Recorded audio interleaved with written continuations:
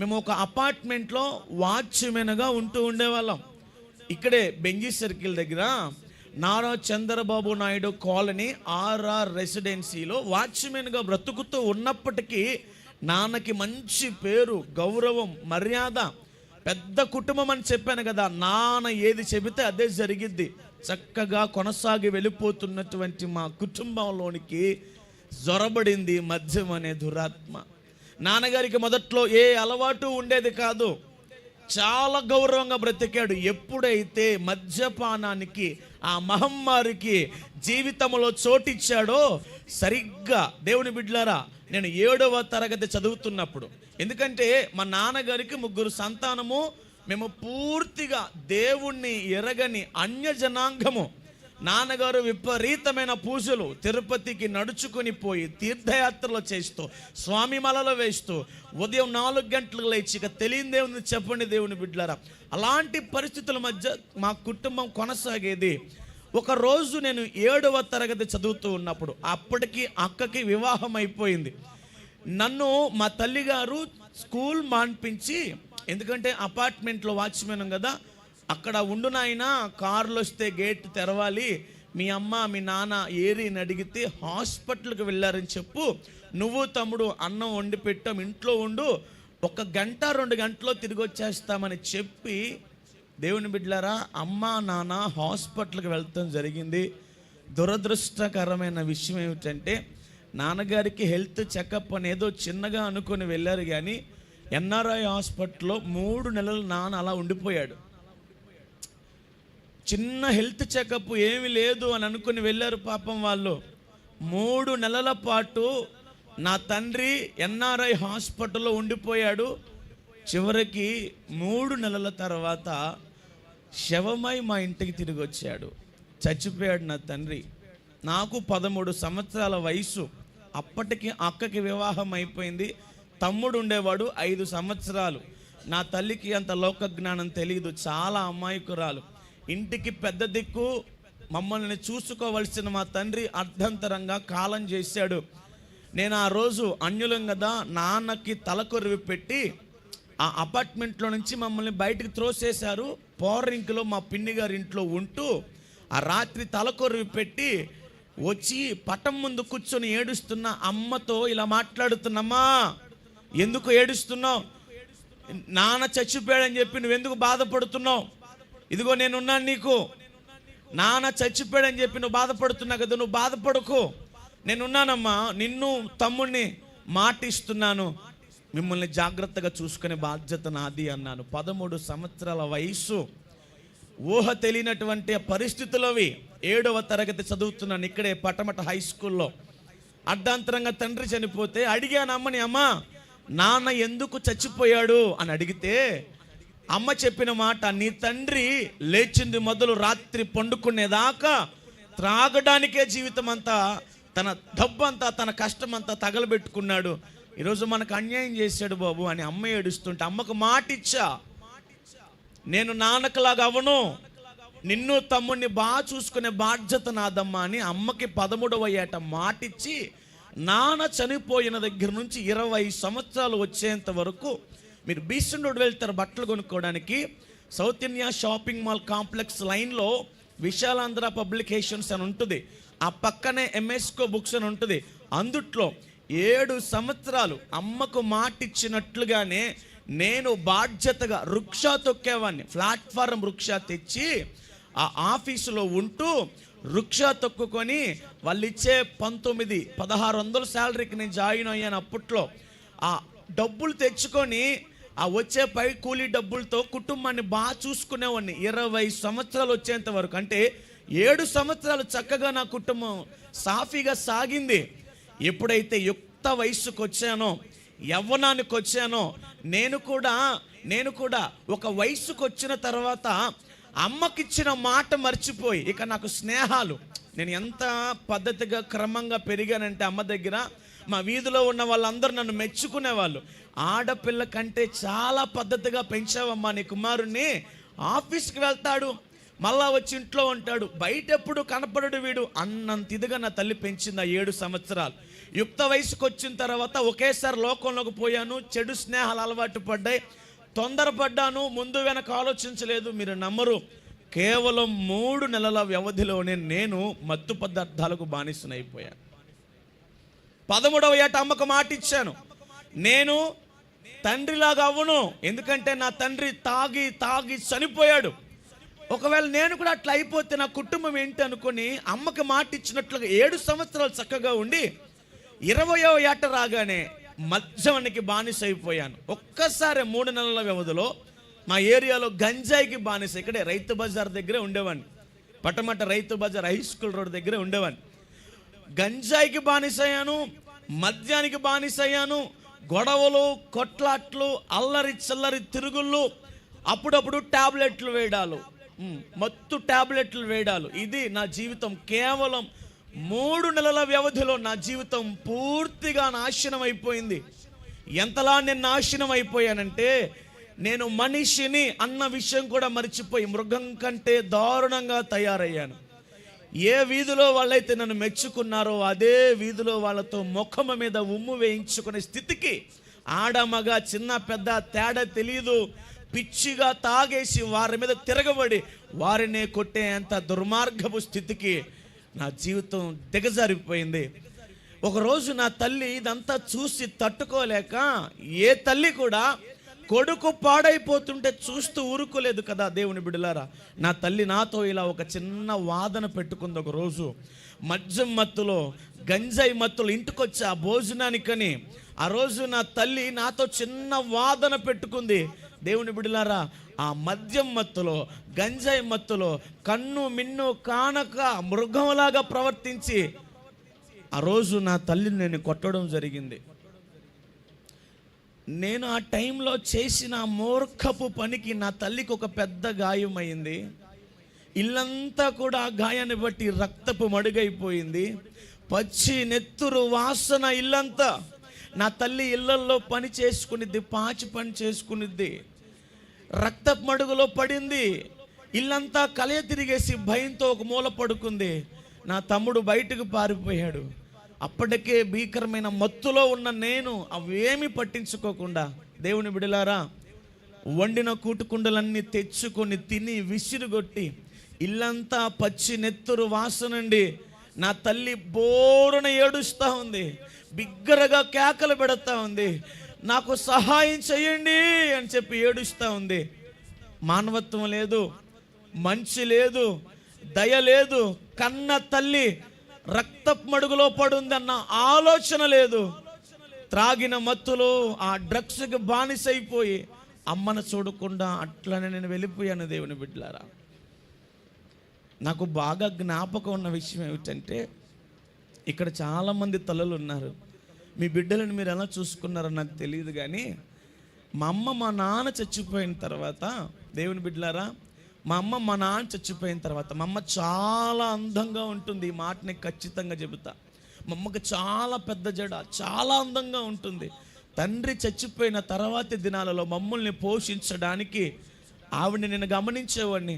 ఆవిడ చీరంతా చిరిగిపోయి ఉండేది, బ్లౌజ్ అంతా కూడా బెజ్జాలతో ఉండేది. ఆవిడ శరీరం కప్పుకోవడానికి కూడా అంత చక్కటి వస్త్రాలు ఉండేవి కావు.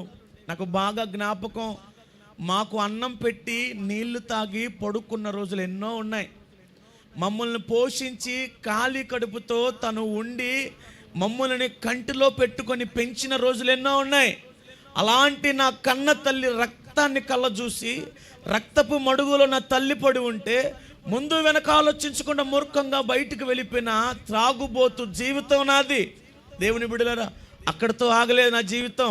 భయంకరమైనటువంటి ఇక మా ప్రాంతము, నేనున్నటువంటి రైతు బజార్ ఏరియాలో దొంగతనాలకు అలవాటు పడి అటుగా ఇటుగా పోతూ ఉన్న పిల్లల దగ్గర ఏదో ఒకటి లాక్కునేది. త్రాగడానికి డబ్బులు లేకపోతే ఏదైనా ఇళ్ళకి చక్కగా ప్లాన్ చేసి అక్కడి నుంచి ఏదైనా తెచ్చి అమ్మేసి తాగేది. ఇది నా జీవితం. దేవుని బిడ్డలారా, రోజులు గడుస్తూ ఉన్నాయి. నేను ఇంకొక మాట చెప్పి ముందుకెళ్తాను. మా కుటుంబం ఎన్నో సంవత్సరాలు దాటి వచ్చేసాయి. నాకు ఒక తమ్ముడు ఉండేవాడు అని మీకు చెప్పాను. నా తమ్ముడు యుక్త వయసుకు వచ్చాడు, MBA చదువుకున్నాడు, వాడు చాలా అందగాడు, చాలా తెలివి గలవాడు. ఏ రోజు గడప దాటి బయటకు వెళ్ళింది లేదు. అనుకోకుండా ఒకరోజు ఆదివారం మధ్యాహ్నం నేను భోజనం చేస్తున్న సమయం, దేవుని బిడ్డలారా, నాకు ఒక గుమ్మం బయట నుంచి ఒక పిలుపు వచ్చింది. అన్నా అని పిలిస్తే, ఏంటి ఎవరు అని అంటే, ఒక్కసారి నాతో రా అన్నాను. నన్ను బండెక్కించుకొని గబగబా మన పులిపాక ప్రాంతానికి తీసుకుపోయి అక్కడ కొన్ని నీటి గుంటలు మడుగులు ఉంటే అక్కడ నుంచోపెట్టి రొప్పుతూ భయపడుతూ నాతో చెప్పిన మాట, అన్నా ఏంట్రా ఇక్కడ ఎందుకు తీసుకొచ్చావు? నీ తమ్ముడు ఆ నీటిలో ఉన్నాడన్నా.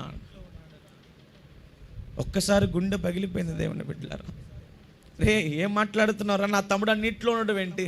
అన్న ఇవి మీ తమ్ముడు బట్టలు, ఫోన్ అయినా ఒకసారి చూడంటే, అరే కాదురా ఇవి మా తమ్ముడువే, కానీ వాడు ఇక్కడ ఎందుకు వచ్చాడు? వాడికి రేపు ఎగ్జామ్స్ ఉన్నాయి కదా, ఫైనల్ ఎగ్జామ్స్ ఉన్నాయి కదా, జాబ్కి ప్రిపేర్ అవుతున్నాడు కదా, ఇక్కడ ఎందుకు వచ్చాడు? తెలియదన్నా నాకు. నీ తమ్ముడు నీటిలో మునిగి చనిపోయి 2 గంటలు అవుతుంది. గుండె వేదనతో నింపిపోయింది దేవుడు.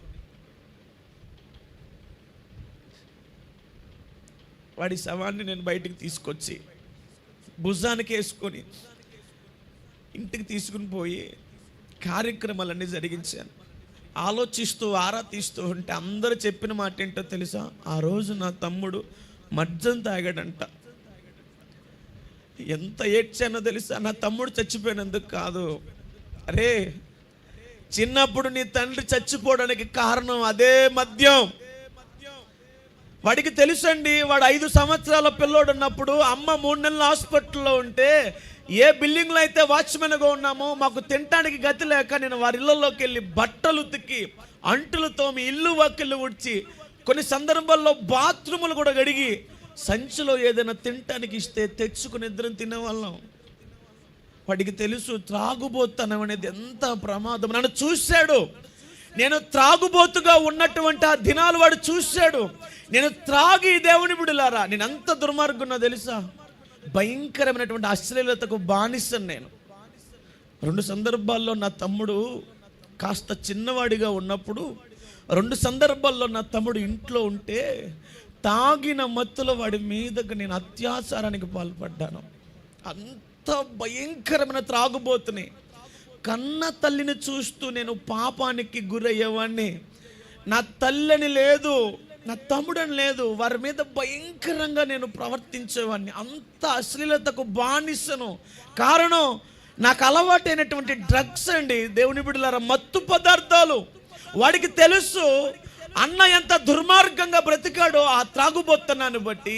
తండ్రి అర్ధాంతరంగా చనిపోవడం వలన కుటుంబం నడి రోడ్డున పడింది. ఎంత పేరుంటే ఏంటి దేవుని బిడ్డలారా, మగ దిక్కు లేని కుటుంబం ఎంత దుర్భరమో మాకు తెలుసండి. అమ్మని ఎవరు పట్టించుకోలేదు, మమ్మల్ని ఎవరు పట్టించుకోలేదు. ఇన్ని తెలిసినా కూడా నా తమ్ముడు యవ్వనస్తుడు మద్యానికి తన జీవితంలో చోటిచ్చి ఆ మద్యం వలన తన జీవితాన్ని అర్ధంతరంగా ముగించేశాడు. దేవుని బిడ్డలారా, ఈ మద్యం అనే మహమ్మారి నా కుటుంబములకు జొరబడి నా తండ్రిని బలిగొనింది, నా తమ్ముడిని బలిగొనింది. నేను కూడా చనిపోవలసిన వాడిని. నేను కూడా మరణ పంచుల దాకా పోయాను. దేవుని మహాకృపేమో ఆయన నన్ను ఈరోజు ఇక్కడ ఈ స్థితికి, ఈ స్థాయి దాకా తీసుకొని వచ్చాడు. దేవుని బిడ్డలారా, మీకు ఏదైతే చదివిపించానో, ఇదిగో ద్రాక్ష రసం అనేది, మద్యపానం అనేది ఎంత భయంకరం. ఈరోజు ప్రతి కుటుంబం ఈ ప్రయాణంగా గుండా వెళ్తూ ఉంది. ప్రతి కుటుంబంలో వ్యక్తులు త్రాగుబోతులుగాను, మత్తు పదార్థాలకు బానిసలుగాను మారిపోయి వ్యసనాల బారిన పడి, భార్యను పట్టించుకోక, బిడ్డల్ని పట్టించుకోక ఇష్టానుసారంగా తిరుగుతూ ఉంటే కుటుంబం ఎంత నలిగిపోతుందో నాకు తెలుసు. నా జీవితం అలా ముందు కొనసాగిపోతూ ఉంది. నా తమ్ముడి మరణం నన్ను కుదిపివేసింది. దేవుని బిడ్డలారా, నా జీవితంలో జరిగిన కొన్ని సంఘటనలు చెప్పి నేను సమయాన్ని దైవజనులకు ఇస్తాను. నాకు ఒక సమయానికి వచ్చిన తర్వాత వివాహం అయింది. నేను ఒక ఆడపిల్లను చూసి ఇష్టపడి పెళ్లి చేసుకుంటే తెచ్చుకున్నాను. అది చూసి నా తల్లి కంగారు పడి భయపడి నా భార్యను చూసి వెంటనే గుమ్మం బయట ఆపేసి ఒక్కటే చెప్పింది, మా వీడి గురించి నీకేం తెలుసు, వీడి వెనక పడి వచ్చావు, అని నేను తాగే గంజే పొట్లాలు ఆ పిల్ల ముందల పడేసి, ఇది వీడి క్యారెక్టర్, నువ్వు వద్దు వెళ్ళిపో, ఎప్పటికైనా మించిపోయింది లేదు, మీ అమ్మనాలతో నేను మాట్లాడతానంటే, దేవుని బిడ్డలారా అప్పటికే నమ్మి వచ్చేసింది, ఏం చేయాలో తెలియట్లేదు. అలా ఉండిపోయింది నా భార్య. నేను తనను మోసం చేసి నమ్మబలికించి మంచివన్నని చెప్పి మాయ మాటలతో ఆ పిల్లను మభ్య పెట్టి పెళ్లి చేసి ఇంటికి తీసుకొచ్చాను. నా గురించి ఏం తెలియదు, ఎందుకంటే నేను ఎంత భయంకరమైన సైకోనో తనకి వివాహమైన తర్వాత తెలిసింది. నాకు వివాహమైనప్పుడు నా భార్య వయసు 19 సంవత్సరాలు. దేవుని బిడ్డలారా అర్ధరాత్రి 2-3 త్రాగి ఇంటికి వచ్చి, మాది చాలా చిన్న ఇల్లు, దేవుని బిడ్డలారా చాలా చిన్న ఇల్లు. నేను అర్ధరాత్రి 2-3 గంటలకు తప్పతాగి ఇంటికి వచ్చి, దేవుని బిడ్డలారా నా భార్య పండుకొని ఉంటే, ఒకటే రూమ్ మాది, చాలా చిన్న రూము, అమ్మ తమ్ముడు కూడా ఉండేవాళ్ళు. అయితే నేను భయంకరమైన మత్తు పదార్థాల మధ్యలో ఇంటికి వచ్చి నా భార్య మీద శారీరకమైన దాడి చేసేవాడిని, పైశాచికమైనటువంటి దాడి, మృగంలో ప్రవర్తించేవాడిని. ఆ 19 సంవత్సరాల వయసులో నా భార్య నన్ను పట్టుకొని బ్రతిమలాడుతాయా, ఇది కరెక్ట్ కాదు, అమ్మ తమ్ముడు నీ ప్రక్కనే ఉన్నారు, ఇది మంచిది కాదు, ఇది గౌరవం కాదు, ఇది మర్యాద కాదంటే, దేవుని బిడ్డలారా ఆ రాత్రి తాను శారీరక సుఖాన్ని నాకు ఇవ్వకపోతే తనని భయంకరంగా కొట్టి నా శరీరం అంతా కాల్చుకొని అద్దాలు బద్దలు కొట్టి గోడలకు తలకలేసి గుద్దుకొని ఒక సైకోలాగా ప్రవర్తిస్తే, దేవుని బిడ్డలారా తన శరీరముతో నేను ఎంత భయంకరంగా పైశాచికంగా ఆడుకునేవాడిని అంటే, ఇంట్లో నీకు ఇబ్బందిగా ఉంటే బయటికి రా, నా సుఖాన్ని నేను కోరుకుని నాకెవ్వరితో పని లేదు అని నా భార్యని శారీరకంగా వేధించామని దేవుని బిడ్డలారా. తను ఒక బొమ్మ మాదిరిగా పడుండేది అలాగా, ఎందుకంటే అప్పటికే బూతు జీవితం నాది, చెప్పాను కదా. కన్న తల్లిని చూస్తూ కూడా పాపం చేసేంత దౌర్భాగ్యపు స్థితి నాది. 2 సందర్భాలలో తమ్ముడు మీదకి నేను పైశాచికంగా మీద పడి పాపము చేయబోతే వాడు ఏడ్చి అన్నయ్యా అని బిగ్గరగా బతిలాడాడు. పెళ్ళైన తర్వాత నా భార్యను కూడా టార్చర్ చేసేవాడిని. తను నాతో ఆ రాత్రి శారీరక సుఖాన్ని పంచకపోతే శరీరం అంతా కాల్చుకునేవాడిని. భయంకరంగా అల్లరి గోల, నా తల్లి సిగ్గుతో చచ్చిపోయేది. దేవుని బిడ్డలారా అంత దుర్మార్గమైన పైశాచికమైన బ్రతుకున్నది కేవలము నాకు అలవాటైన మత్తు పదార్థాలు, గంజాయి, మందు, ఆ టాబ్లెట్లు నా జీవితాన్ని పూర్తిగా మనిషి అన్న విషయాన్ని మర్చిపోయి మృగం కంటే దారుణంగా నా జీవితం మారిపోయి, దేవుని బిడ్డలారా ఆ మద్యం వల్ల నా కుటుంబం సర్వనాశనం అయిపోయింది. పూర్తిగా ఇక ఎంతలా పాడైపోయిందంటే కష్టపడ్డమే మానేశాను. ఇక నా భార్య ఎలా బతుకుతుందో నాకు తెలియదు, నా తల్లి ఏంటో తెలియదు, తమ్ముడు ఏంటో తెలియదు, ఇష్టానుసారమైన జీవితం నాది. ఈరోజు అలా నా జీవితం ఈ స్థితికి ఇక్కడ దాకా వచ్చిందంటే కారణం ఏంటో తెలుసా? ప్రార్థన. దేవుని బిడ్డలారా ఏ ప్రార్థనకైతే నువ్వు వచ్చావో, తల్లిగారు 21 రోజుల ఉపవాస ప్రార్థన దీక్షను ఏదైతే చేపట్టారో, ఈ ప్రార్థనలో ఉన్న శక్తి గొప్పతనం నీకు అర్థమైతే దేవుని పాదాలను విడిచిపెట్టవు. నా ఇంటికి వచ్చినటువంటి ఆ 19 సంవత్సరాల ఆ చిన్న వయసు గల నా భార్య ఒక అన్యురాలు, పూర్తిగా తాను కూడా దేవుని నమ్ముకున్న అమ్మాయి కాదు, బాప్తిజం లేదు. అయితే చిన్ననాటి నుంచి సండే స్కూల్కి పోతూ ఆ చర్చికి దగ్గరగా ఉండేది వాళ్ళ ఇల్లు. మరి పండగలకి పబ్బాలకి పోతూ కాస్త అక్కడ కొన్ని మాటలు విని భక్తి నేర్చుకున్న ఇంటికి వచ్చింది. అక్కడ చెప్పిన మాటలు, సేవకుడు చెప్పిన మాటలు, నీకు ఏ రోజన్నా కష్టం వస్తే, శ్రమ వస్తే, ఇబ్బంది వస్తే నిలువు మోకాళ్ళ మీద ఆకాశము తట్టు చేతులెత్తి కన్నీరు కార్చి ప్రార్థించు, నీ కుటుంబాన్ని దేవుడు కాపాడుతాడు, నిన్ను రక్షిస్తాడని విన్న ఆ మాటలు విశ్వాసంతో నా భార్య నా ఇంటికి వచ్చిన తర్వాత ఈ సైకోని మార్చడానికి ఎంత ప్రార్థన చేసిందో తెలుసా? తప్పదాగా ఇంటికి వచ్చి ఎల్లికింతలుగా పడుకునేవాడిని. దేవుని బిడ్డలారా నా ఛాతి పక్కన మడాలు వేసి కూర్చొని ప్రార్థన చేస్తూ ఉంటే నా ఛాతంతా కన్నీటితో నింపబడిపోయేది. ఏమిట్రా ఈ తడి చమ్మాను చూసుకుంటే వెక్కి వెక్కి వెక్కి అర్ధరాత్రులు ప్రార్థన చేస్తా ఉంటే కోపం వచ్చి, ఇదేమిటి, నా ఇల్లేమిటి, నేనేమిటి, ఈ ప్రార్థనలేమిటి, ఏడుపేమిటి అని ఉదయాన్నే నేను నా తల్లి కలిసి పూజలు చేయించేవాళ్ళం. నా భార్యతోని కొట్టేవాడిని, రొక్కకపోతే చంపేసేవాడిని. అయినా ఆ పిల్ల ప్రార్థన మానలేదు. దేవుని బిడ్డలారా సంఘం లేదు, క్రమము లేదు, సేవకుడు లేదు, ఇలా ఉపవాస ప్రార్థనలు లేవు. అన్యుల మధ్యలో ఒక సైకో భర్త, అత్తగారు కూడా తనని హింసించేది. 19 సంవత్సరాల వయసులో ఆ చిన్నది మోకరించి యేసు వైపు చేతులెత్తి ప్రార్థన చేయటం వలన ఈ మట్టి ముద్ద మహిమకు కారణమైంది. దేవుని బిడ్డలారా, ప్రార్థన యొక్క గొప్పతనం. దేవుని బిడ్డలారా, నా భార్య ఎంత ప్రార్థన అంటే, తాను కడుపుతో ఉన్నప్పుడు జుట్టు పుచ్చుకొని ఈడ్చుకెళ్ళి రోడ్ల మీద పడేసి కాలుతో త్రొక్కి ఇష్టం వచ్చినట్లు కొట్టేవాడిని, భయంకరంగా హింసించేవాడిని. రోజులు గడిచే కొద్దీ దేవుని బిడ్డలారా, అప్పటిదాకా నాకు అలవాటైన కేవలం మత్తు పదార్థాలే. అయితే నాతో పాటు నా పెద్ద కుమార్తె వచ్చింది, పేరు బ్లెస్సీ. తాను పుడుతున్నటువంటి ఆ కొద్ది రోజుల వ్యవధిలో నా తల్లి నాతో ఇలా మాట్లాడింది, అయ్యా ఇప్పటిదాకా ఎలాగోలో బ్రతికావు, ₹1 తెచ్చుకొని నీ భార్యకి ఇచ్చుకో, పాప పుట్టబోతా ఉంది, పిల్లలు పుట్టబోతా ఉన్నారు, నీకు ఎందుకో కొందుకు ఉపయోగపడతాయంటే. కష్టపడడం ఇష్టం లేని నేను ఒకరోజు బార్లో కూర్చొని మద్యం తాగుతూ ఉంటే కొందరు వ్యక్తులతో స్నేహం ఏర్పడింది. ఆ స్నేహం ఎక్కడికి తీసుకుపోయిందో తెలుసా? మీరు యూట్యూబ్లోకి వెళ్ళి కొట్టండి, ఏమనంటే ఆర్పీ కాయిన్ రైస్ పుల్లర్ అని కొట్టండి, ఒక బ్లాక్ మ్యాజిక్, అదంతా మోసం, మాఫియా. అందులోకి నన్ను లాక్కుపోయారు దేవుని బిడ్డలారా. కొందరు వ్యక్తులు ఆ మాట ఈ మాట నాకు ఆశ చూపించి, అత్యాశకు పోయి నేనే దురాశకు పోయి డబ్బు మీద వ్యామోహంతో, అప్పటికి నాకు ఒక ఆటో ఉండేది, ఆటోని ఇక్కడే రైతు బజార్ దగ్గర ఒక 2 వ్యక్తులకి ఒకరు తెలియకుండా ఒకరికి తాకట్టు పెట్టి కొంత డబ్బు చేతిలో పెట్టుకుని బ్యాగ్ తగిలించుకొని వాళ్ళు చెప్పిన మాటలను పిచ్చిగా వినేసి అప్పటిదాకా మత్తు పదార్థాలకు బానిసను, ఆనాటి నుంచి డబ్బుకు బానిసనైపోయి ఈ తుని, యలమంచిలి, నర్సీపట్నం ఏరియాలో 2 తలకాయల పాములని, ఆలుగా అనే జంతువని, రైస్ పుల్లర్ అనే కాయిన్ అని, ఇలాంటి భయంకరమైన మాఫియా. ఏమీ తెలియదు, వాళ్ళెవరో ఏదో చెప్పారు. అప్పుడు చేసి అన్నలతో పాటు కలిసి వెళ్ళిపోయాను ఇల్లు వదిలేసి. అప్పటికి తెలుసా, నాకు పాప పుట్టి 12 రోజులు అవుతుంది. ఇంట్లోంచి బయటికి వెళ్ళేటప్పుడు సమయం ఇలాగే ఉంటుంది. నేనేం చెప్పట్లా, బ్యాగ్ తగిలిచ్చేసుకున్నాను.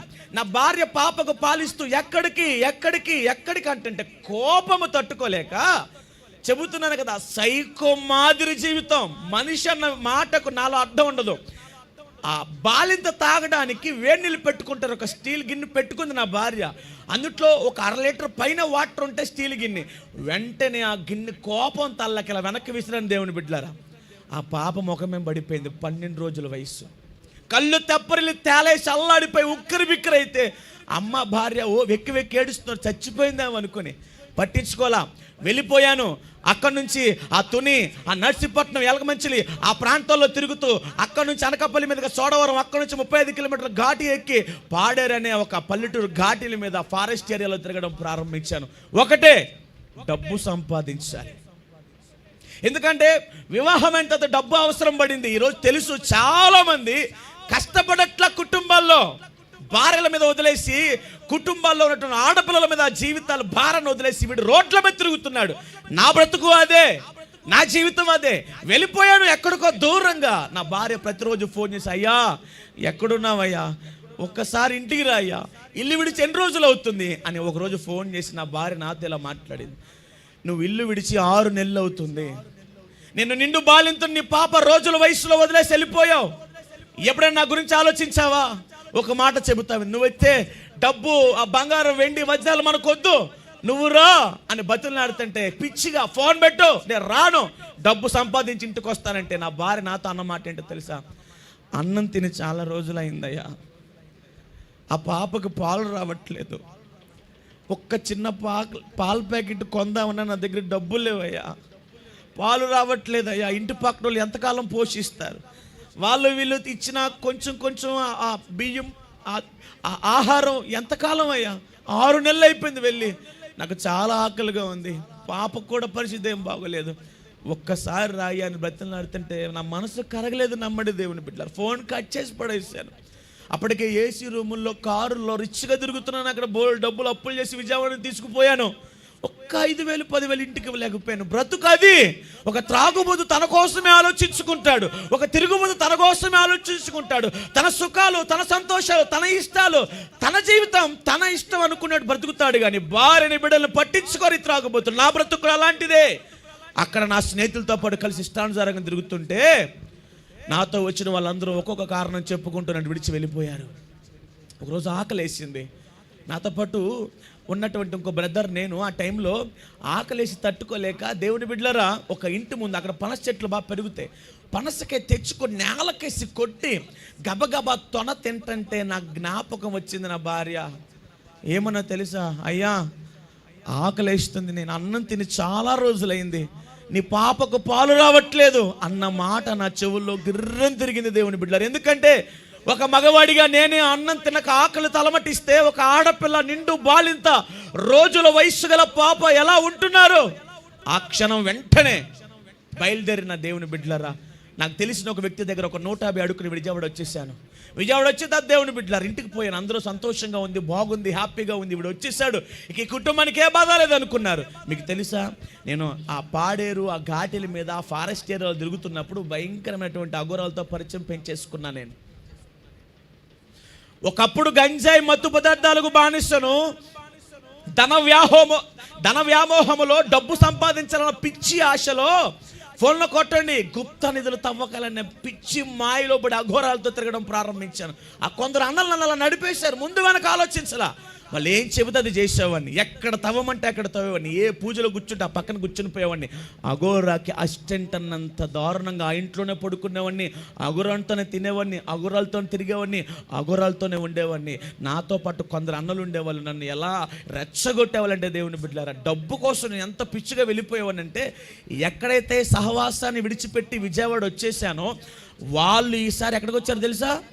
ఇక్కడికి దగ్గరలో ఉన్నటువంటి ప్రాంతం ఉయ్యూరుకు వచ్చేసారు దేవుని బిడ్డలారా. అక్కడ ఒక ఇంట్లో నేను 5 అఘోరాలతో కొందరు అన్నలతో 60 రోజుల పాటు గుట్ట తవ్వాను. గుప్త నిధుల వేటలో 5 అఘోరాలతో 60 రోజుల పాటు ఒక నట్టి ఇంట గుంట తవ్వాను. గుంట అంటే మీరు అనుకున్నట్టుగా కాదు, అది ఒక బావి సైజు ఉంటుంది. నేను తవ్వాను దేవుని బిడ్డలారా. అఘోరాలు ఎక్కడ పూజ చేసి ఏం చెబితే తవ్వడం నా పని. అర్ధరాత్రులు వస్త్రము లేకుండా భయంకరమైనటువంటి అర్థం కాని భాషల్లో వాళ్ళు దేవుని బిడ్డలారా ఏదేదో మాట్లాడుతూ ఉంటే, దేవుని బిడ్డలారా వాళ్ళ పక్కన ఒక అసిస్టెంట్గా కూర్చుని పోయి వాళ్ళకి అన్ని సర్వ్ చేస్తూ ఉంటే ఆ దయ్యాలన్నీ వచ్చి నా మీద పడతా ఉండేది. దేవుని బిడ్డలారా మీరు నమ్మరు, గన్నవరం ప్రాంతంలో నుంచి, మార్కాపురం నుంచి, నందిగామ నుంచి దేవుని బిడ్డలారా, ఆ పాడేరు సైడ్ నుంచి దేవుని బిడ్డలారా, పెద్దౌటిపల్లి నుంచి దేవుని బిడ్డలారా కొందరు అఘోరాలని. మీకు తెలుసా, శారదా పీఠం ఎక్కడ, బిఆర్టీఎస్ రోడ్ చివర శారదా కాలేజ్, సత్యనాపురం సర్కిల్, అక్కడ శారదా పీఠం 5 పూజారులను తీసుకుని పోయి జలయజ్ఞం చేపించి, అంటే గుప్త నిధుల వేటలో డబ్బు సంపాదించాలన్న పిచ్చిగా పరుగులు తీసి ఏం చేస్తున్నానో కూడా తెలియకుండా, ఎలా బతుకుతున్నానో తెలియకుండా, లక్షలు వేలు అప్పులు చేసుకుంటూ పిచ్చిగా ముందుకెళ్ళిపోతున్నటువంటి నా బ్రతుకు దేవుని బిడ్డలారా, ధన వ్యామోహంలో కుటుంబాన్ని కూడా మర్చిపోయాను. విజయవాడ వచ్చానన్న సంతోషం ఎక్కువ రోజులు లేదు. మళ్ళా వెళ్ళిపోయిన అఘోరాలతో కలిసి ఆ అఘోరాలతోనే తినేవాడిని. మీకు తెలుసా, ఒక 3 అఘోరాలను ఇంటికి పిలిపించుకొని భోజనం పెట్టి వారి ఆశీర్వాదాలు తీసుకొని వారి చేత దీవెనలు పొందుకొని, వాళ్ళే గొప్పోళ్ళు, వాళ్ళే దేవుళ్ళు అంతా చెబుతున్నారు, అన్నీ చూసేస్తున్నారు, ఇక ఏముందిలే అనుకొని, డబ్బు వచ్చేస్తుంది ఇక మనం బతకొచ్చు అనుకొని మాయలే వెళ్ళిపోతున్న బ్రతుకు ఒక పులి స్టాప్ పడబోతా ఉంది. ఎందుకంటే నా కొరకు నా భార్య ప్రార్థన చేస్తూ ఉంది. అప్పుడు నేను ఎక్కడున్నామనంటే దేవుని బిడ్డలు, ఇక్కడ మన కళ్యాణ మండపం ఉంది చూసారు, కానూరు లోపల మన కళ్యాణ మండపం, దాని ఉండేవాడిని. అక్కడ నుంచి తాడిగడపు షిఫ్ట్ అయ్యాను. అక్కడ ఒక చిన్న చర్చికి నా భార్య వెళ్ళడం ప్రారంభించింది. ఇక నా భార్యతో పాటు సంఘము సేవకులు కూడా ప్రార్థన చేయడం ప్రారంభించారు. చెప్పాను కదా, నా పాపపు జీవితానికి పులి స్టాప్. మత్తు పదార్థాలకు బానిసను, అఘోరాలకు బానిసను, గుప్త నిధులు, ధనము. మీకు తెలుసా, చైన్ స్నాచింగ్కి వెళ్ళిన జీవితం నాది, చైన్ స్నాచింగ్కి వెళ్ళిన బ్రతుకు నాది. మన సాయి హోటల్ దగ్గర, ఆటోనగర్ 100 రోడ్ సాయి హోటల్ దగ్గర ఒక రాత్రి ఒక వ్యక్తికి స్కెచ్ గీసి భయంకరంగా మత్తులో ఉండి జోబులో పిడి పెట్టుకొని, ఈ పూట వీడిని చంపేద్దాంరా, వీడి దగ్గర చాలా డబ్బు ఉంది, ఎవ్రీ సాటర్డే అక్కడ ఉన్న వాళ్ళు బల్క్ అమౌంట్లతో వెళ్ళకపోతుంటారు. నేను అతనికి స్కెచ్ గీసి ప్లాన్ చేసి బొడ్డులో కత్తి పెట్టి కుర్రోలను పెట్టుకుని ఫాలో అయ్యాను. దేవుని బిడ్డలారా, నా జీవితం ఎంత గొప్పగా దేవుడు కాపాడాడో తెలుసా? నా భార్య ప్రార్థన ఎంత గొప్పగా నన్ను కాపాడేదో తెలుసా? ఎన్ని ప్లాన్స్ చేసేవనో తెలుసా? మనుషులు నన్ను రెచ్చగొడతామంటే ఎదుటి వ్యక్తి ప్రాణాన్ని తీయడానికి కూడా వెనకాడేవాడిని కాదు, జేబులో ఎప్పుడు కత్తి పెట్టుకుని తిరిగేటోడిని. ఆ రోజు ఆ వ్యక్తికి నేను ప్లాన్ చేసి స్కెచ్ గీసి అన్ని సిద్ధం చేసి ఈ పూట దొరికితే దోచుకోవడం లేదు, ఇటు ప్రాణాన్ని తీయడం అనుకుని బయలుదేరాను. ఎలా తప్పించాడో దేవుడు తప్పించాడు. అతన్ని వేరే దిశగా పంపించేశాడు, నన్ను ఆపేశాడు, నన్ను వెనక్కి పంపించాడు. దేవుని బిడ్డలారా, ఒకరోజు నేను ఆర్పీ కాయిన్ అని చెప్పాను కదా, ఇప్పటికైనా చూడండి రైస్ పుల్లర్ నేను వెళ్ళిపోయిందో చూడండి, అది ఒక కాయిన్ అనమాట. దానికి టెస్టర్ని నన్ను ఒరిస్సా పంపించారు. ఆ ఒరిస్సా ఎక్కడో తెలుసా, వైద్య దాడిన తర్వాత పార్వతీపురం రైల్వే స్టేషన్లో దిగితే ఎదురుగా పార్వతీపురం బస్ స్టాండ్ పక్క నుంచి 35 కిలోమీటర్ల ఘాటి ఎక్కితే ఒరిస్సా బోర్డర్లో నేను ఒక 2 రోజులు ఒక గుడుంబ అమ్ముకున్న వ్యక్తి ఇంట్లో ఉన్నాను. అక్కడ టెస్టింగ్కి వెళ్ళాను. రైస్ పుల్లర్ అనే కాయిన్, ఇది ఒక బ్లాక్ మ్యాజిక్. అక్కడ వర్క్ డీల్ కుదరకపోతే విజయవాడ నుంచి కొందరు ఫోన్ చేసి మాట్లాడుకుంటే ఏమన్నారు తెలుసా, తమ్ముడు ఏం జరిగింది అన్న, వీళ్ళు ఒప్పుకోవట్లేదన్న, సరుకు అయితే ఉంది, అది మన కొండ కిందకి దించాలంటే వీరు కొన్ని ఆంక్షలు విధిస్తున్నారని నాకు నచ్చట్లేదు, అయితే ఏం చేద్దాం తమ్ముడు అంటే, ఎంత మూర్ఖంగా ఉండేవాడిని తెలుసా డబ్బుల కోసం. అన్న సింపుల్గా అన్న వీళ్ళని చంపేస్తానన్నా, వైజాగ్లో నాకు తెలిసిన కుర్రలు ఉన్నారు, ఒక 20 మందిని మాట్లాడతాను, ఒక 30,000-40,000 పంపించానంటే, యువతల పక్కన వ్యక్తి నన్ను ఎలా రెచ్చగొడుతున్నాడు తెలుసా, నీకు ఒక రివాల్వర్ నేను పంపిస్తాను, చంపేదమ్ముడు. నా జీవితం అంతా కూడా మనుషులకు దాసోహం అయిపోయి, పాతాళపు శక్తులకు నేను దాసున్నైపోయి ఎలా బ్రతికేవాడిని అంటే, దేవుని బిడ్డలారా, గుంటూరులో ఒక ఆడపిల్లని చంపడానికి కూడా నేను కొంత ధనాన్ని మాట్లాడుకుని బయలుదేరి వెళ్ళి కూడా వెనక్కి వచ్చాను. దేవుని బిడ్డలారా, చైనీస్ స్నాచింగ్లకు పోవడం, దొంగతనాలకు పోవడం, ర్యాలీలు, కొట్లాట్లు, గొడవలు, తుమ్మిలు, భయంకరమైన బతుకున్నది. అన్య దేవతలు ఎదుట, విగ్రహారాధనలు ఎదుట నేను గెంతుతూ ఉంటే, నా డాన్స్కి, నేను చేసే చేష్టలకి దేవుని బిడ్డలు భయపడే వాళ్ళు ఏంటో తెలుసా, ఆటో ఎదర చక్రాలు లేపి 1 వేలో తోలుకుంటూ లారీలకి బస్సులకు అడ్డుగా వెళ్తూ షర్టులొప్ప తీసేసి డాన్స్ అంటే అందరూ డీజే సెట్ల ముందు డాన్స్ చేస్తూ ఉంటే నేను వెళ్ళి లారీల చక్రాల కింద పడిపోయేవాడిని, కావాలని నన్ను అందరూ చూడాలని. ఏ రోజు ఏం జరిగినా నేను ఎప్పుడో చచ్చిపోయేవాడిని. దేవుని బిడ్డలారా, రావర్పాడులో మొదలు పెడితే గన్నవరం దాకా 1 వేలో తోలే ఆటో, టిప్పర్ లారీ బాటలకు తగిలేదు నా ఆటో, షర్టు పొదిసేసి మత్తులో ఉండి లారీలు తలకాయ పెట్టేసాం చక్రాల కింద. యేసయ్య ప్రార్థన విన్నాడు. అందుకనే చెబుతున్నాను, మన దేవుడు ప్రార్థన ఆలకించువాడు. నన్ను బ్రతికించాడు నా దేవుడు. ఇలాంటి భయంకరమైన పాపపు ఊబిలో నుంచి నా దేవుడు ఈరోజు ఈ స్థితికి తీసుకొచ్చాడు. దేవుని బిడ్డ, ఈరోజు నా జీవితం ఎలా మారిందో తెలుసా, నా భార్య ప్రార్థన. ఎలా హింసించావునో తెలుసా, నాతో ఎప్పుడు 20 మంది కుర్రోళ్ళు నా చేతిలో బీర్ బాటిల్, ఎప్పుడు గుంపుగా ఇంటికి వచ్చేవాడిని, వాళ్ళ ముందే రోడ్ల మీదకి వచ్చి కొట్టి, తన్ని, హింసించి, శారీరకంగా దాడి చేసేవాడిని. అయినా నా కొరకు ప్రార్థన మానలేదు నా భార్య. నా తల్లి కూడా ప్రార్థన చేసేది కాదు, అన్యురాలు, నేను అన్యుణ్ణి. నా భార్య చేసిన ప్రార్థన ఈరోజు నన్ను ఈ స్థితికి తీసుకొచ్చింది. నా ప్రార్థన, నా భార్య ప్రార్థన, సేవకుల ప్రార్థన. మరి ప్రతి వ్యక్తి మారాలంటే మంచి మాటలు, బుజ్జగింపు మాటలు, లాలన మాటలు కుదరవు కదా. ప్రతి ఒక్కడి జీవితంలో ఒక ముళ్ళు ఉంటుంది. ఎస్, నా జీవితంలో కూడా ప్రభు ఒక ముళ్ళు పెట్టాడు. నా బలమే నా శక్తి, నా బలమే నా ఆయుధం, నేను చాలా బలవంతుని. చెప్పాను కదా, 60 రోజులు గుంట తవ్వానంటే మీకు అర్థం కావాలి, బావి తవ్వాను నేను, బావి, అంత బలవంతుని. దేవుడు ఆ బలం మీద దెబ్బ కొట్టాడు. రక్త విరోచనాలు పట్టుకున్నాయి, భయంకరంగా తెల్లగా పాలిపోయాను, రక్తం దారలే కారిపోతా ఉంది, శరీరంలో ఓపిక లేదు, బలం లేదు, శక్తి లేదు, ఎవరు సహాయం లేదు, స్నేహితులు లేరు, బంధువులు లేరు, చుట్టాలు లేదు, నా భార్యకు నన్ను పట్టించుకోవట్లేదు, పూర్తిగా బలహీన అయిపోయాను. నా భార్య ఇంటి పక్కన ఎవరి దగ్గర 100 రూపాయలు అడిగి ఆర్ఎంపీ హాస్పిటల్ తీసుకుపోతే చెప్పిన మాట ఏంటో తెలుసా, పెద్ద హాస్పిటల్లో జాయిన్ చేసి చచ్చేటట్టున్నాడు వీడు అన్నారు. నా భార్య ఏడ్చి నడి రోడ్డు మీద 100 మొఖాన్ని కొట్టి, పోరా ఈ డబ్బుతో కూడా తాగి ఎక్కడ తిరగరా, నేను పెళ్లి చేస్తున్నందుకు నా జీవితం ఇలాగ అయిపోయిందని చెప్పి ఇంటికి వెళ్ళిపోయింది. దేవుని బిడ్డలారా, వెళ్ళాను, రోడ్ల మీద తిరిగాను, ఇష్టానుసారంగా గంజాయి పీకల దాకా తాగాను. దేవుని బిడ్డలారా, అలా ఇష్టానుసారంగా తాగుతుంటే ఇక అదే చివరి రాత్రి, ఆ రోజుతో నా జీవితం మారబోతా ఉంది. ఆ టైంలో దేవుని బిడ్డలారా, నాకు ఒక స్నేహితుడు ఉండేవాడు, చిన్నప్పుడు నేను క్లాస్మేట్గా ఉంటూ చదువుకునే స్నేహితుడు, చిన్నవాడు నాకంటే. అతనికి పరిచయం పేరు మోషే. అతను బైబిల్ పట్టుకుని ఒక రోజు నాకు ఎదురుపడి, అన్న నువ్వేంటి ఇలాగైపోయావు, ఒకప్పుడు ఎలా ఉండేవాడు, నాకు 4 మంచి మాటలు చెప్పి, బైబిల్లో దేవుడి గురించి 4 విషయాలు చెప్పి, ప్రార్థన చేసి, ఏంటన్నా ఏ కష్టంలో ఉన్నావు నువ్వు అంటే, అరే తమ్ముడు, నేను ఏ కష్టంలో ఉంటే ఏముంది కానీ నాకు ఒక ఆటో కావాలి, తోలుకోవడానికి ఇస్తావా? ఇస్తానన్న, దాందే ఉందని చెప్పి ఒక ఆటో ఇస్తే, అదే ఆటో తీసుకుని మరలా తాగడానికి వెళ్ళిపోయి ఫ్రెండ్స్తో తిరుగుతూ ఉంటూ, ఆ రోజు రాత్రి రైతు బజార్ ఎదురుగా బుల్లిబాబు గ్రౌండ్ ఉండిద్ది, అక్కడ మేము ఫ్రెండ్స్ అందరం కలిసి సిట్టింగ్ వేస్తే, మా ఫ్రెండ్స్ అందరూ తాగి పడిపోతే, తాగిన ఎంగిల గ్లాసుల్లో మందు కూడా తాగేసి, వెళ్ళిపోయేటప్పుడు ఒక దొంగతనం చేసుకొని ఇంటికి వెళ్ళి ఆటో పార్క్ చేసి, దేవుని బిడ్డలారా, ఇంట్లోకి వెళ్ళి తలుపులా తీసి నా భార్యతో నేను ఇలా అన్నాను, మాయ్ అన్నం పెట్టు. తెలుసా ఆ రోజు నా భార్య అన్న మాట, ఒక్కసారి ఇలా లేచి నా భార్య నాతో ఇలా అనింది, రే ఎక్కడ తెచ్చి పెట్టమంటావు అన్నావు, ఒక పంచే, నువ్వు ఒక ఆటో డ్రైవర్ కదా, పదరా నన్ను తీసుకుపోయి బెంజ్ సర్కిల్ దగ్గర నించోబెట్టు, అలా తెచ్చుకో డబ్బులు. నీకు కష్టపడడం చేత కదరా. ఒక మగవాడిగా నువ్వు మన ఇంట్లో భార్యని, బిడ్డలని, అమ్మని, తమ్ముని చూసుకోవాల్సిన నువ్వు ఇలా బజార్ల మీద తిరుగుతూ అన్నం పెట్టమని అడుగుతున్నావు. నీకేమనిపించట్లేదు? నన్ను ఎవరి దగ్గర పడుకోపెట్టి డబ్బులు తెచ్చుకోరా అంది. దేవుని బిడ్డలో చచ్చిపోయాను నేను ఆ రోజు రాత్రి అక్కడితో. ఎందుకో తెలియలేదు, ఇకేం మాట్లాడలేకపోయాను. దేవుని బిడ్డలారా, నా భార్య పడుకుంది, ఇక అదే చివరి రాత్రి. దేవుని బిడ్డలారా, నా భార్య ప్రార్థన చేసుకునే స్థలం ఒక మూల ఉంటే అక్కడికి వెళ్ళాను, మోకరించాను. ఏం ప్రార్థన చేశాను తెలియదు, ఎందుకంటే ఎప్పటి నుంచో నా భార్య దేవుడి గురించి చెప్పేది. అంత క్రితం నా స్నేహితుడు చెప్పాడు. ఎందుకంటే నేను ఎందుకు మోకరించానంటే, నేను నా జీవితం మారుతుందో లేదో పక్కన పెడితే నాకు బలం కావాలి. నేను తిరగాలంటే, చెందాలంటే, మళ్ళా గుంటలు తవ్వాలంటే, అగోరాలతో ఫాలో అవ్వాలంటే, గుప్త నిధుల వేట, భయంకరమైనటువంటి ఈ విషయాల మీద నేను వెళ్ళాలంటే నాకు బలం కావాలి. బలం ఎవరిస్తారు? ఊరికే చూద్దాం. శనివారం రాత్రి మోకరించాను, పడిపోయాను అక్కడే మత్తులో ఉండి. ఎంతలా తాగేవన్నా తెలుసా? ఒక పక్కన బ్లడ్ పడతా ఉంటే మేము ఇంత సిగరెట్లు, ఇంత గొట్టాలతో తాగేవాళ్ళం గంజాయి. నా ఫ్రెండ్ అనేవాడు, బాబా అవసరమా అంటే, నేనేంటో నాకు తెలుసు, నాకు చెప్పవలసిన చస్తే చచ్చామాయ్, నేను తాగుతా అన్నంత మూర్ఖత్వం. ఆ రోజు అట్లా మోకరించి అట్లా పడిపోయాను. ఆదివారం ఉదయం నా భార్య ప్రార్థనకు వెళ్తా ఉంటే లేచాను. ఏదో తెలియని ఒక స్వరం వినబడుతూ ఉంది. లేచి బయలుదేరి నీ భార్యతో పాటు నా మందిరానికి రా అంటే ఒక్క క్షణం అర్థం కాలేదు. ఏమిటని ఆలోచిస్తామంటే నా శరీరంలో మార్పు వచ్చింది. నాకు తెలుసు నా ఆ రోజు స్థితి, రక్తము పోయి తెల్లగా పాలిపోయి బలహీనుడిగా ఉన్న నా జీవితం, శక్తి లేదు. ఆ రాత్రి నా బ్రతికేంటో నాకు తెలుసు. ఆదివారం ఉదయం స్థితి ఏంటో అర్థమవుతుంది. ఒక స్వరం వినబడతా ఉంది.